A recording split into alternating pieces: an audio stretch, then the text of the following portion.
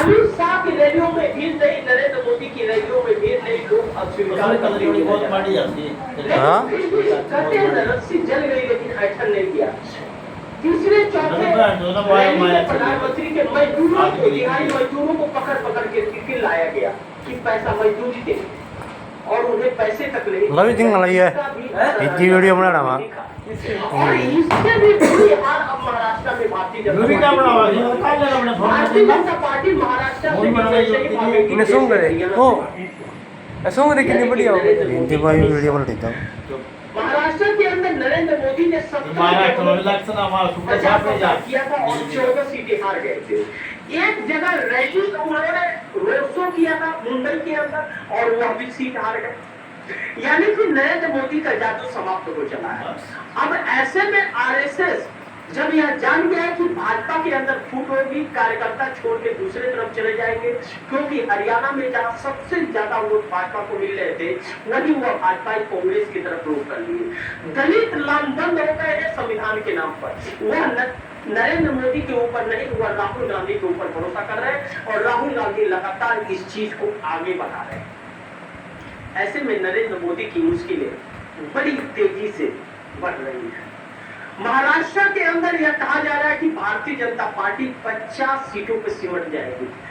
जिस तरह दिल्ली का रास्ता उत्तर प्रदेश होकर के गुजरता है, उसी तरह महाराष्ट्र में विदर्भ का भी रास्ता सत्ता तक पहुंचता है।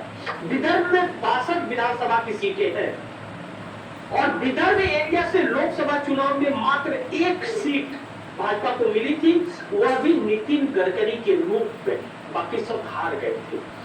लोकपाल के सर्वे के अनुसार यह कहा जा रहा है कि महाराष्ट्र के विदर्भ में 62 सीटों में भारतीय जनता पार्टी 5 सीटों पर सिमट सकती है या 7 सीटें ज्यादा से ज्यादा ला सकती है, इससे ज्यादा नहीं आएगा। और वही इंडिया गठबंधन 55 सीटों के साथ नंबर हुआ है। वहाँ जरा एक ही बंदे की किरदार है वहाँ यह कहा जा रहा है महाराष्ट्र सर्वे के अनुसार इंडिया गठबंधन की सरकार बना रही है। नरेंद्र मोदी हरियाणा चुनाव छोड़ करके झारखंड और महाराष्ट्र रैलियां करने लगे और हरियाणा का चुनाव दूसरे ही दिन राहुल गांधी महाराष्ट्र के कोल्हापुर पहुंच गए। और कोल्हापुर वह एरिया आता है जो एक तरफ तेलंगाना पड़ जाता है, दूसरी तरफ कर्नाटका पड़ जाता है और कर्नाटका और तेलंगाना दोनों कांग्रेस के हाथ है। लेकिन इससे भी बड़ी बात भारतीय जनता पार्टी के लिए झटका तब लगा जब नरेंद्र मोदी का सगा साथी मोदी का साथ छोड़ दिया और अपनी पार्टी का विलय वह एनसीपी शरद पवार ने कर दिया। मैं बीआरएस की बात कर रहा हूँ, जो तेलंगाना में 10 साल सत्ता में रहे के चंद्रशेखर राव और उनकी बेटी के कप्ता को नरेंद्र मोदी ने ईडी से गिरफ्तार करके जेल में डलवाया था और अब वह जमानत पर है।